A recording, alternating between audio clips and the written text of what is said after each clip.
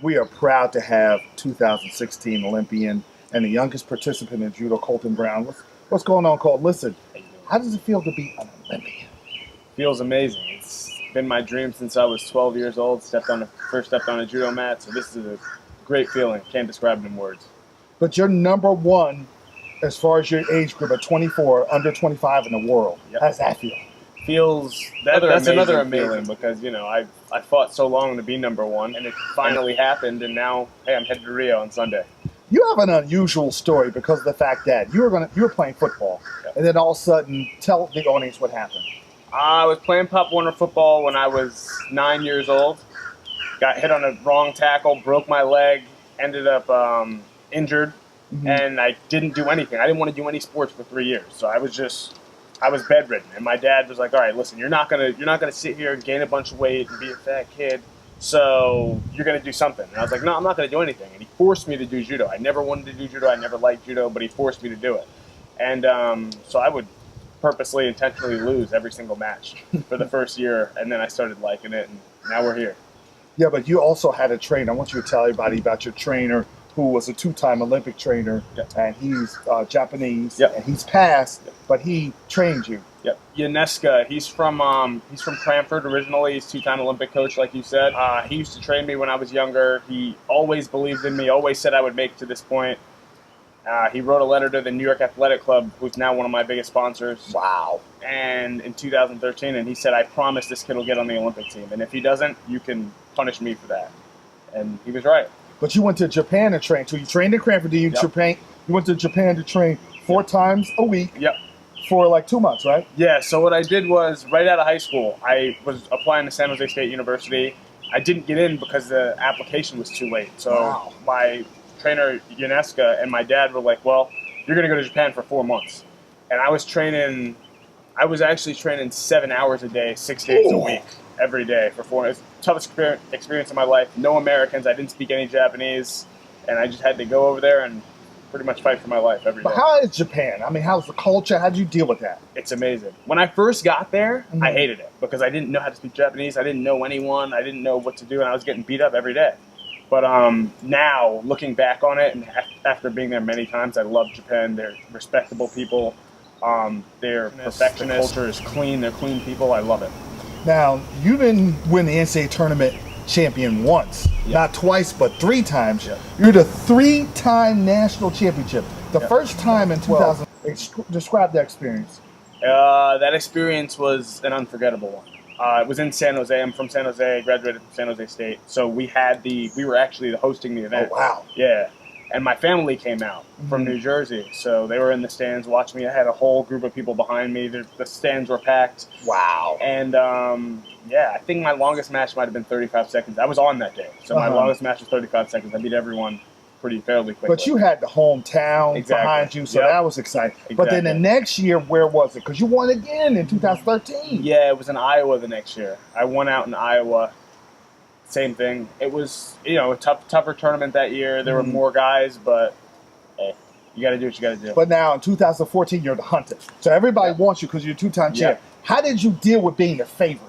That was rougher because a lot of my matches were closer because now everyone's watching you on YouTube. They know you. They're coming after you. People are training specifically for me.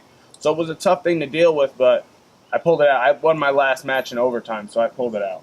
Now, you made bronze your first tournament after college? Yes. Before college. The senior nationals. Okay. Oh, no, the first NCAA tournament after college. After college. Yes. That was the first year. Yeah, I took bronze. And that was how was it? You're a pro now? How was that? That was devastating. It was a guy had known that I was coming. I didn't expect it to be a tough tournament. I didn't know what I was getting into. I was like, I'm just going to run through this division. And in the semifinal, I lost to a guy actually from New Jersey. Wow. And I should never have lost to that guy, but I did. And that opened my eyes and made me train harder. And I was like, I'm never losing at this tournament again. See, I watched you, and before we get into your journey to the Olympics, I call you the takedown artist. Yeah. Because every time you're always taking people down, but there's a fundamental characteristic to that. Yes. Explain to the audience who don't really know about judo Yep. about the fundamentals of how to do that. It's tough. It took a lot of years, a lot of technique. When people watch on YouTube, they're like, "Oh man, you must just be really physically strong. Yeah. And you're flipping people That's all what I over the thought. place." Yeah, that's what everyone thinks Yeah. when they first see it. But it's there's a lot more that goes into it. I do about 500 just practice throws a day. Just after practice, I stay after. And I do about 500 throws. It's like an NBA player taking jump shots. So Exactly. it's the same thing. Exactly. Now you're headed to the Olympics. Yep. You fought the top 5 guys. Yes. Yep. You lost all 5 of them. Yeah.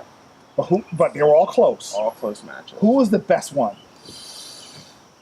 The best one was one that I never fought in a match. I fought him in a training camp in Paris. So same situation. But Baker from Japan. I think he's the top guy right now. He's the toughest guy. But like I said, anybody is beatable on any given day, especially in judo. Judo's a weird sport. It takes one moment. You slip for one moment, that's it. The match is over.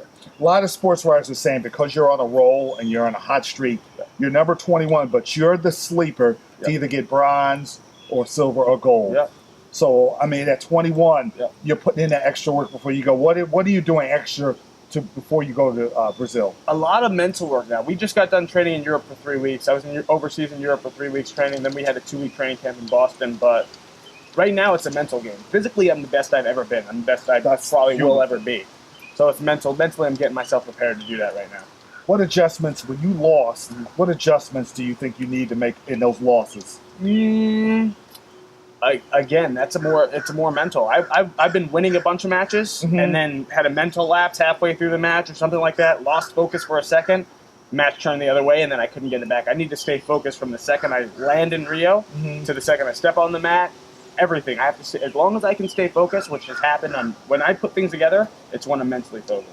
Now, a lot of NFL teams and players watch tape. Do you do the same thing where you're watching a lot of tape? Absolutely. Okay. Absolutely. Now, you fought the best guy. You're going to make the adjustments. You're a confident guy. You believe you're going to get a medal. Yes, of course. So what's the key for you now? Key for me now is I'm in recovery for my body, so make sure my body's recovered, make sure I go over there physically as strong as possible, mentally in as good shape as possible, and just go out and do it. I got to believe in myself. It's all about belief, self-belief, like you just said. See, I believe you're going to get gold. And just how do you feel? I know you think about this. Yeah. They're throwing the gold around you. They're playing the national anthem. You're in the center. The whole world's watching. How is that? That's an incredible feeling. That's been my vision since I was 12 years old. That's been my vision. So in order to have that come true, that's a lifelong dream come true. That's what I work for. That's what I get up at 5 in the morning for every day. That's what I go to bed some nights in tears because I had a bad practice. Like it is what it is, and that's what I'm working for. Now, after the Olympics, you're going to get the huge media crush. Everybody's going to come at you for stuff. What's your plans after the Olympics? After the Olympics, I'm taking 2 months off of judo just to heal my body and get ready because I have to go for 4 more years for Tokyo 2020. So I'm going to take a little break, come back to New Jersey, spend time with family, deal with the media, and after that, we'll see what happens. What about the other stuff? Not just the media, but the other things that happen, like the ladies. I don't think there's any more Kardashians left, but people that might want to see, but I like him. I saw him on the Wheaties bike. How do you deal with that? I got to stay away from that. Okay. I got to stay away from that. I won't. My dad, my grandpa, my whole family actually, they've instilled pretty good values in me. So when it comes to that kind of stuff, I'm good at standing my ground and staying away. Listen, your dad, when I was little, I decided I wanted to wrestle him. I said, he looks like a nice guy. And he flipped me over. It is the weirdest experience when you're upside down, looking in the air, and you lose control of your body.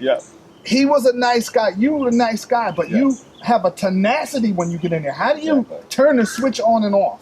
Oh, it's easy. It's easy. When I see a judo mat, I know it's time to go. So my niceness. I put my headphones on, and my niceness turns to, hey, I have a job that I need to get done. I'm getting paid to do something. I have to do it. See, because of your zone focus, I know you're going to win gold. Thanks a lot. Thank you so much.